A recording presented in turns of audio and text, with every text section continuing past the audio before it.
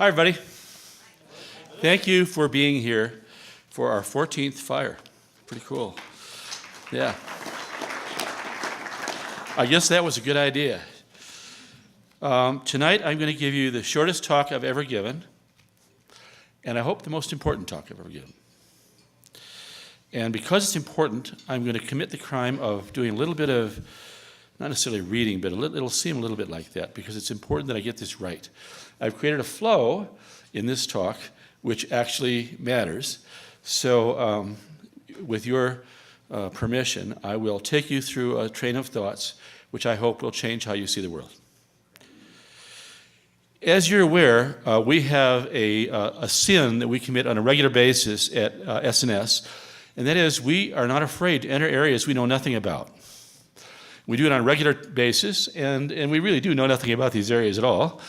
If you went back 20 years and looked at all the things we've written about, it's embarrassing. It's a plenitude of riches, and yet we are qualified in none. So, jack of all trades, right? And so I think that it's a fair criticism if someone said, why are you bothering us with all this information about whatever I didn't want to read about that week? And it's hard for us actually to sell S&S to people because we're covering so many different silos, so many different areas. And we have only one excuse. It works. That's our only excuse. And we now have 20 years of doing this to kind of say it's out there. We don't have to argue with you anymore. You know you're here tonight, so you obviously agree. The reason it works, of course, and you all know this, is because we look at patterns. And we have, therefore, a different way of looking at your company or your industry or whatever than the people who are involved. And that allows us to make predictions and to describe strategic events, giant icebergs in a way, for a company, for a CEO who knows much more than we know about that company, or for somebody who knows much more than we know about that industry. We're far removed. As you probably know, we live on an island thousands of miles from anywhere, and we're not in the fray. We don't have insider people calling us up all night long. It's not about that. It's about having an objective view of something and looking for the patterns in that thing, and we've done a great job, and we now, I think, are well understood to be the best in the world at doing that. However, you might ask, in all of that work, with all of these disparate arenas, is there some kind of underlying fundamental principles involved that would be helpful to understand? And until tonight, the answer would be no. We're just doing pattern recognition. That's our job. That's what we do. We get paid for it. In fact, I would say that that's missing. It's never bothered me very much, but it has been missing.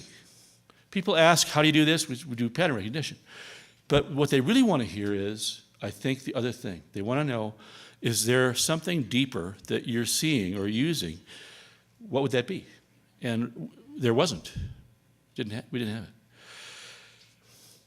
Dylan Thomas is perhaps my favorite poet, and so I'm going to steal a line and mutate it a little bit from Dylan. I'm going to tell you something. We knew everything about patterns except why. I think we found it. Like pattern recognition, it applies to all of these different arenas. So just like what I just described, what I'm about to share with you applies to everything in the world that I know of. That's a broad statement. That's a pretty big claim. That's why this is a short speech. One sign to me that we're on the right track in this is FiRe this week. So in creating the power of flows as a theme, we've had a chance to talk to people who are expert in their own areas, in many different areas. So from various types of science, biology, physics, so on, to economics, make a list of various types of things. You'll see them all in the program. You'll see them all in person.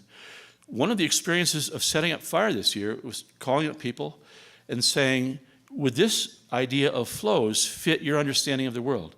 And in every case, the answer was absolutely. That's interesting. It wouldn't work for most things you might ask. I mean, you could say, does digitization work? Well, yes, absolutely. So there's some trivial ideas that would work, but there aren't a lot of deep ideas that would work.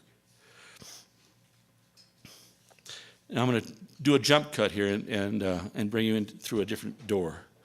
I believe, and I think many people believe that our language affects perception. The language that we have, define language as you will, affects how we perceive the world. I see heads nodding already. And math, by the way, is a language. We have a great mathematician with us, Murray Cantor, who loves this idea, wants to talk more about it. You'll hear him tomorrow. But yes, I think math is a language. Math is a more precise language than English.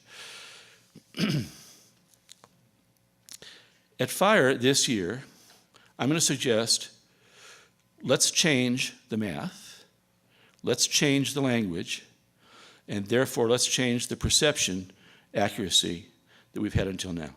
Until now, our language has been a proxy for the world. Our language, and therefore how we perceive things, is as though through a proxy. The language of English or Russian or whatever is a proxy that allows us to see certain things, but not necessarily all things. Now, I hope our language could become a mirror of the world. Quite different.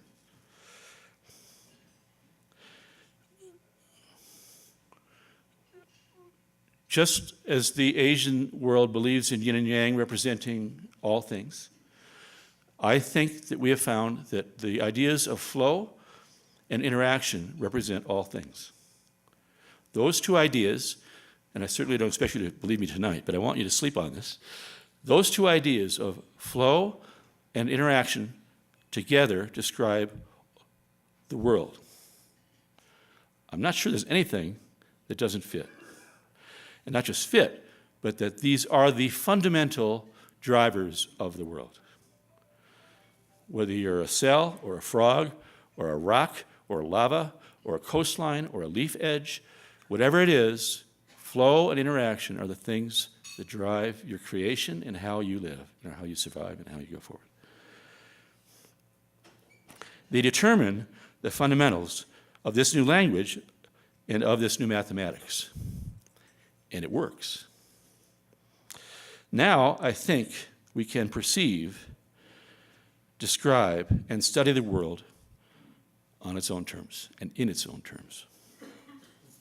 And that's all I got.